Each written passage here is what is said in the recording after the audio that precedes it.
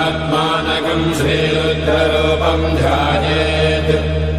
शुद्धस्फटिकसङ्काशम् त्रिनेत्रम् पञ्चवक्त्रकम् गङ्गाधरम् दशभुजम् सर्वाभरणभूषितम् नीलग्रीवम् शशाङ्काङ्कम् नागयज्ञोपवेदिनम् व्याघ्रधर्मोत्तरीयम् च वरेण्यमभयप्रदम् कमण्डलवक्षसूत्राणाधारिणम् शूलपाणिनम् ज्वलन्तम् पिङ्गलजटाशिखामद्योतधारिणम् वृषस्कन्धसमारोढम् उमादेहार्थधारिणम्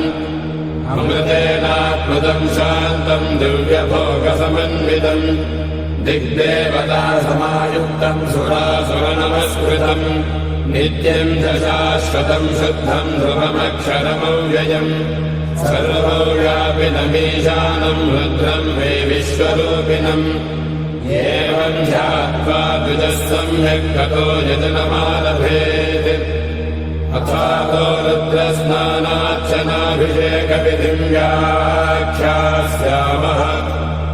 आदितयेव तीर्थे स्नात्वा उदेत्य शुचिः रजतो ब्रह्मचारी शुक्रवासादेवाभिमुखः स्थित्वा आत्मनि देवता स्थापयेत्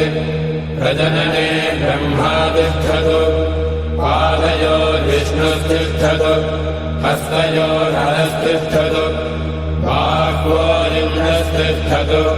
जठरे अग्निस्तिष्ठतु हृदये शिवस्तिष्ठतु कण्ठे वसवस्तिष्ठन्तु वक्त्रे सरस्वती तिष्ठतु नासिकयोर्वायुस्तिष्ठतु नयनयोश्चन्द्रादित्यो तिष्ठेता कर्णयोरश्विनो